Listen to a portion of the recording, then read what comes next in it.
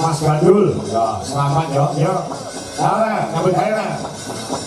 Ora nutup gandong yo.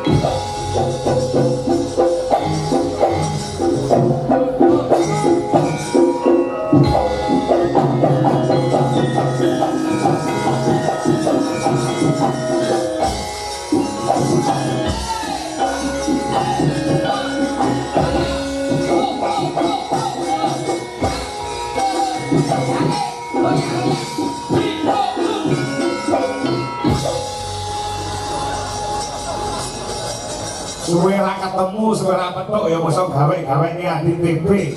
Rumangsane kaya kono dolanan. Kok dhewe nganggo gawe ning iki. Apa lali kok bejene kanca ya ono ya ini kok senane gawe pikirane tamu ten matake buri Mas Kanggo. Oke, Mas Gandul. Kowe ning gawe iki ade pisan lho. Kowe malah tandangane grepol ngene iki. Orang nyekare karo dagelan kowe. Bojo ngono lho Mas. Bar kok TB iki pasanganku. Ya dulurku. Ngenyek TB padha karo ngenyek aku. Sampeyan ndereke Pak Kangkul. Malah pirang-pirangke. Roti wae. Enek paribasan lemben-lemben roti-roti lho Mas. Biyen-biyen saiki-saiki. Lho rumakno kuwi. Lho, aja ngece kowe. Tinggine mungkin ambek. Gematine ra kaya biyen. Tenonge dilumane, ngomongnya dinane, jagung bakarane, tanggung bakarane. Ngece, malah gremeng karo kancane. Sriune mesti kok tuben. Lek ora penting rasa lanang.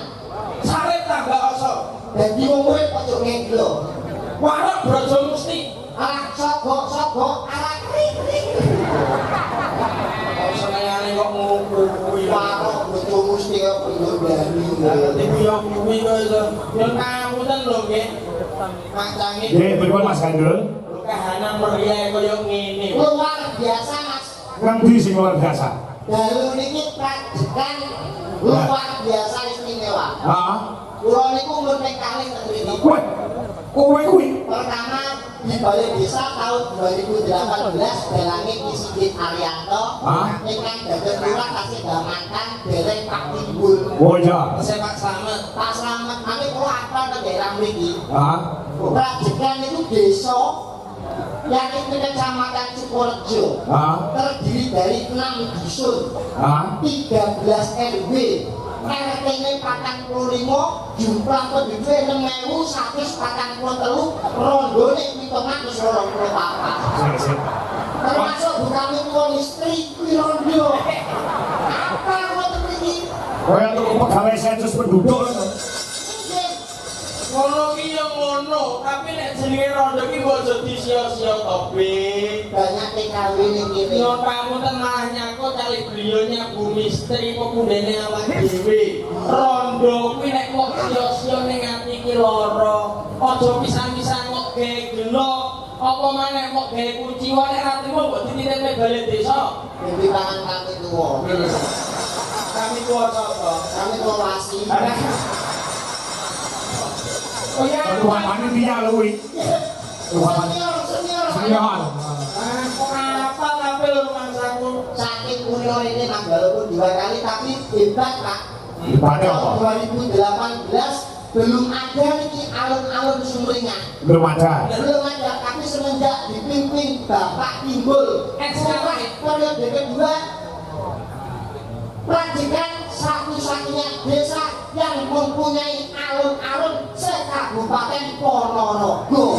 orangnya pastikan kena kabupaten keuntuan saya sih napa maneh nyuwun pangapunten iki acara sedekah bumi omonganmu ya kudu hati-hati iki budaya lho kowe ning panggungé kalian Pak Kangko lho Dwijo Kangko Ya, Bu. iki dalang kondang gak dalang sing wis milenial sing hebat wis terkenal kowe kudu omong sak omong iki sing apik apa maneh arep ngadepi 2 Mei Hari Pendidikan seni budaya itu ditanya lagi ngoten lho Oh betul. apa Yang saya kowe kok bandingkan karo Mas Kangko karo iki. iki seni budaya di sawang iki ketok manis ajine diri saka lati ajine raga kok busana di sawang ketok pantes Pak Kakak coba sawangan nganggo busana ireng ketok guwaga lah sampean wis ora wedakan kulitan ireng kok klambi coklat malah karo tapi bodowasa Ngene lho tak ngono iki. Justru iki kuri-kuri kabudayaan iki to Kang. iya Gelar pagelaran wayang kulit ning desa Prajikan dalam rangka bersih bersih desa sakmene biyane wong sing ora budaya sapa. sampean iki kok penganggone kok sing pantes kaya aku gede dhuwur lho Matamu iki katar iki potok. Potonganmu sak botol ya aku lho gede dhuwur. kae kok tak kon ngesum sing ngono Ya wis wong sakmene dalam rangka melestarikan budaya. Sing ora budaya ku wong siji. kok iso iki Dalange yo Mas Kangko. Sik. Kok bisa kowe malah ini urusane dawa lho. harga diri lho harga diri Rikon, Kok bisa kurang budaya. jenengan manusia apa? Ya nesu kok. Mergo kabeh iki pimpinane ning dalang kok. Ya sewu budaya iki kan awake dhewe wong kari jiplak apa dawuh para pini sepuh. Terus boten. Ya benar. Paling gak ngetokne dawuh para pini sepuh. Ya. Ana yen wong tuwa iki tau ngomong, sane patle aja mangan ngarep lawang mudah nolak rezeki. Betul? bener Nek mangan piringo yo disonggo, mundak dadi songgo-songgonane wong wong akeh wong tuwa. wong tuwa Nek lungguh aja ning dhuwure bantal. Iya. Ndak kudunen. Sak minike sing lungguh ning dhuwur bantal sapa? Aku ora. Saka lungguh ning dhuwure apa? Lur bata. Lah, iki dene ndare gawe para pini sepuh ora? Ya nek ning turun kuwi ya salah. Orang budaya sampean. Ning aku ora dilungguhi bantah, ora nglungguhi bantah. Aku iso ngebdak. Yo diganti bantal, bantalnya diganti. Gane apa? Kompor. Presiden ku apa mengatur. Malah Perkara nglungguhi bantah wis ning gak tata krama udan negara ngono. Nggih, jenenge wis sanipat tinggalane leluhur, mulane kudu diuri-uri padha ngene kan bersih desa niki. Ya. paling ora iki dongakne lagi ngoten Oh iya kok. miras pantes gladi mano kalian warga masyarakat wonten ing Rajekan. dalem gandul saking Blora niki kula dongake kagem warga Brajikan yang dongane senine kagem pantun nggih Pak nggih Nggih. kersane saya pantes Kasos iki lho, iki contoh iki lho. Piye lho, piye lho. ngomong enek ketang wadahi tampak Wong sak brajekan muga-muga kebak berkah barokah Allahumma. Amin. Rajekan. Brajekan. Enak ketan kabeh siji. Apa? Wong sak brajekan muga-muga kathah rezeki. Amin. Ana ketan rupane coklat. Apa kuwi Mas? Wong sak brajekan kabeh padha sehat. Amin. Ngono Tuh, kuwi. Mas. Sampai nama sakit. Sampai nama sakit. Monggo Mas. Bisa no. Napa? Yang swalayan manggone ning Jawa Timur. Artinya Piyayi prajekan muga-muga panjang umur. Tetep bisa wong budaya kok wong budaya. Ngono. lekakan tapi iso. Kok nyepele? Tuku kapsul. Ora ora ngomong Kapsul saya tahu tak mikir. Tuku kapsul. Tak tukang genteng. Apa kuwi? Tak timbul kula rokoke dhewe. Ini kok sponsor wis enteng rokok iki. Sanae tekomu kari. Boten kula niki kula sarane kedua kula itu nyemoni pengen beneran jenengan. Oh wis aku salah nggon ngendi? Donga gawe Pantun. pantune jenengan apa? Ning swalayan manggone Jawa Timur. Artine Piyayi prajekan muga-muga tetep panjang umur. kowe dongane gawe pantun Pantun. piye? Tuku ketan gak beli siji, wong sak brajekan kathah rezeki. Nyuwun sewu, donga gawe pantun ngaten iki bener napa salah? Ya bener. Sing ngomong bener sapa? Dalang mangko. Nek kono sampean ora tau mondok, ora tau ngaji. Sing iki urusane agama lho wong mondok. Oke, kula bisa memastikan. Agama ora kok dolanan. Boten. Hubungannya apa? Soalnya jenengan sendiri dolanan agama. Cek. Ya. Iso Donga gawe palihan. ana kok kiai alim ulama ning santri dawuh, kowe sebut nek donga gawe pantun. Eneng ora? Eneng ora kok kamu iki? Yo ora enak nek. Lah, ora ini ya wis. Jenengan nek donga gawe pantun malah mulai kate bingung. Sik tak beli. Kakek sama yang ngono iki lho. Nek donga kok gawe pantun, belajar iki donga gawe pantun. Imam ning masjid kok ora bingung kowe. Kok iso? Pas saya surat Allahu Akbar, budal sekolah mangan es krim, Bismillahirrahmanirrahim. Nang dalu tengah alas, doa undi biro bilas. Iki surat dari jam piro? Pikir. Lah sing prayoga iki dongane sing piye? Donga niku sing Bromo Suto, kabeh penonton ngerti, pamirsa ngerti, mulai ora bingung. Oh, ngono. Paham mboten? Paham. Kulo kok tanggapan larang. Lho. Iya, nek akhirnya ulama iki. Kuwi wajar iki. Seniki ra nek dituku nggo dhuwit, paling masa dijaluk diwehke nek dituku ki larang. Iki niate iki nguri-nguri budaya lek ngono Oh lho. iya aku bayangno lho. Dijaluk diwehke apa kakek 10 yuta nolak. Iki yo kok aja kaya ngono lho, Ben. Yo tak dongane nganggo bloko wae. Nah, Muga-muga wong brajekan sehat seger warasan, lurah sandang pangan. Muga-muga alun-alun sing dibangun iki berkah barokahi, bisa gawe kemajuan kesuksesane warga brajekan sedayanipun khususnya untuk para pemuda semuanya tambah maju dan tambah sukses. Allahumma amin. Lurahe mawon asmanipun Timbul. Pak Timbul SAP Sarjana Akademik Pemerintahan. Timbul itu kan bahasa Jawa. Cara Indonesianya kan terbit. Bener. Rajikan terbit seorang pemimpin kados Pak Timbul. Mulane kok jenenge wong tua Pak Timbul itu to Mas. Iya wis nek perkara jeneng Pak. Duwijo Kampo, kuwi jeneng Jawa. Putrane Bapak Ki Sukron Suwondo. Sing keleleng nyusul Mas. Iki kok boten kenyek jenengan boten. Lah napa? Jawa kuwi justru nama sing aneh itu biasanya hebat. Iya. Kaya Pak Timbul ora apa-apane. Timbul kok akhirnya jenenge Timbul, karirnya Timbul. Iya. Terus jeneng Jawa kuwi nek gawe kewan mesti sukses. Contoh Percil, Deni Percil, Lucy Brahma, Masih Brahma. Presiden Ponorogo, Iya. Trio Macan. Kuwi Sukses kok dengan Dwijo Kanto orang kewane elek Pak. ora iso ngedit ya. Jenengan nek nyetul dan kulon kei tambahan Apa apa kira-kira? Ki Kanto tekek kita. Jadi pasien ini dalamnya sapa? Kanto tekek. Tapi Pak Pak. Terus dhewe lho iki. Ya ya. Ampun maneh iso jeneng agama mawon Pak jeneng agama. Ah. Jeneng Islam. Muhammad, mereka kan pun haji ya bapaknya gitu. Ki Sukron Suwondo lho, Bi. Oh, nek arek kalah karo jenenge anakku. Lho, anakku yo kok jeneng marah. Anak kula lahir pas bulan Ramadan wingi, Pak. Wah. Metu lanang tak jeneng Islam. Lho, sapa, Bi? Muhammad Takjil Saur Insakiyah. Muhammad Takjil Saur Insakiyah. Terukane. Mokel. Ora nyambung. Ora sing dhewe nek iki mokel. Omongan kok ora enek isine blas. Kalau mereka harus ada isi, visi dan misinya lagi. Wah. Awake dhewe kan nyontok pangarso Beliaunya gitu mereka Pak Timbul. Betul. Apa maneh barengi sesuk itu hari pendidikan. Betul. Kados beliaunya Pak Timbul, kenapa kok dititik neh? Karena dia ngugemi karo paugerane Ki Hajar Dewantara. Apa kuwi?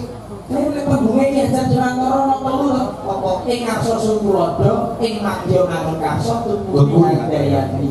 Jenenge tak semua kuwi. Ya, jadi kowe tau sekolah ora? Iya, saya hari pendidikan paling ora nek ora ngerti iso nyiraoni anakku, Ben. Kuwi enarso apa? Sungkulada, ing Madya Manungkarsa Tuturi Handayani lurus ya. Ciptane kuwi diajar Dewantara. Rungokno tembunge saking dalang Kanggo Tegak. Boten kula iki sing diajar Dewantara niku sinten? Bapak Pendidikan Indonesia.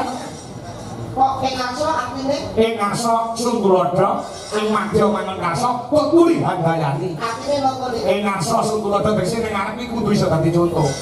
Terus yang nomor kali Ing Madya Manungkarsa. artine Ya ning tengah-tengah kudu iso Memberikan penyemangat. nyemangat. terus yang terakhir Tuturi Handayani bahkan harus memberikan dorongan dukungan. Kayak biarnya penjenengan Pak Timbul selalu mendukung geraknya visinya pemuda. dadi kuwi wis kuncine kanggo pemimpin. Pemimpin. Terus saya niki kula bantah. Ya jono lho, Bis. Sing nyiptakno diajar Dewantara Bapak Pendidikan Indonesia. kata-kata ini berlaku di zaman biyen. Ning saiki jenengan eling iki 2026. Subuh. Kata-kata itu pun boten berlaku. Ning ngarso Sungkulada ing Madya Manungkarsa Tuturi Tuturi Handayani. 2007 pun boten kanggo. Nek kowe muni ora nganggo sing piye? Sing kanggo saniki ing ngarsa numpuk bondo ing Madya mangan kanca Tuturi golek rai. Ya napa boten, Pak? Iki paham masyarakat iki. Sing kowe iso gelar kudu iso gulung lho. Nggih. Sing ngarsa? Bisa buka bisa tutup. Betul. Ing ngarsa numpuk bondo jenengan percaya boten? Ya ora. Ora percaya. Ora percaya. Pagelaran iki jenenge napa? Pagelaran wayang kulit. Wayang kulit sing dadi pimpinane sapa? Dalang. Membawa anak buah apa mawon? Ya yoga sinden tukang son. Komplit iki. Ah, Sing dadi pimpinane nanom duwe sokangko. dalang. Dalang. Sing bayarane akeh dhewe sapa? Ya dalang. Numpuk bondo ora niku jenenge. BBB. Endo. Kamu tuh Pak bilang, jangan aneh bayarannya akeh. Mulai suami lho, Be. Baru mas aku yo duit turu wong iki. Iki yo melek. Dalang iki rekoso tuh. Rekosane apa sampeyan teko kene yo gak usah-usah debok. Sampeyan teko kene numpak mobil plak ning transit paringi maaf darat ujian munggah kamu terus dok 80 juta. Yo ora. Yo lah kok ngono tuh. Tangan ini nyabut kok polah, tangan ini polah, Be. Baru mas aku tekan kendali ketemu wong iki. Tekan kendali yo mulak bayarane ke sapa? Akan tangan kok. Numpuk bondo. Sikile kan udah polah, sikile orang mau tangan. Ya tekan Depok apa mas aku sikile ora pola. Dua suami. Lah kok sing desane iki bisu kabeh. Ini Bapak terus malah jadi bahasa. Aku begini anak bener bas iki. Saya jomblo. Ngapa? Iki dino sampean, wah, iki repot iki. Ngapa? Pak Kangko iki wis belani aku. Iki dino grupe kudu aku. Lah kok iso malah koyo ngono sampean. Lah ngapa? Bayaranku iki melok Pak Kangko lho. Kok nek nganti delok atine Pak Kangko wis ora dibayari piye? Sorry sebenarnya aku ora Mas Karko, Pak Lurah Timbul. Mas Karko itu perantara duit saka Pak Lurah diparingi Mas Karko terus diparingi aku. Ibaratnya Mas Karko iki maklar mobil. Ora cilik, ora bayare Pak Timbul karo panitia. Dalam aku ngamuk dene rene yo duit kok. Dalam rasa mau berante iki lho. Kok saya melok ngelamun tuh Pak. Ya. Dadi ning ngarep kuwi numpuk bondo. Lepas saka pagelaran wayang kulit. Mergo kowe karo aku sebagai bintang tamu lan bedane kalian Mbak Kairo. Kowe karo aku pemimpinnya sapa? Aku. Nah, berarti seluruh bodoh kowe. Ora iso. Ora iso. Ora iso nyatane bayarannya akeh kowe terus kok. Mergo kowe ora pasangan tetap. Aku sing adang. Aku sing tidak budal dene. Terus apa? Kene kalah Pak. Ya. Wong tadi Joyo Banjar ki ra tok protes. Wong percaya nggih? Jangan aku lek iki bab iki kan. Ning sing nang madya. Sing maju mangan kanca niki bayar, Pak. Bayar bayar. Hati-hati nek ana wong hati-hati karo sampean. Hah? Sampeyan kudu mencermati aja gampang percaya. Oh iya. Mergo unsur dua, pengen nipu sampean, kedua pengen rusak rumah tanggane sampean. Nek kaya hati karo sampean, sempurna ngerti seneng karo bojone sampean. Mulane kok kebuk ketembangan bojomu tak piye, niku bayar. Hati. Omonganmu iki kena digubuk ora lho. Dupak Budwi mboten nderek terus mau elek-elek. Lho, Budwi iki sarjana S1 lho. Masuk digodho model piye? Ora ngarah goyah imane. Sarjana apa? Sarjana seni. Ah, nek bojomu ya kecil. Bojomu niku arek ditelik SPD MMD, Pak. Sarjana pendidikan. Sing ngomong sapa? Lah awas SPD. SPD MMD niku sekolah pedofil mergo meteng dhisik.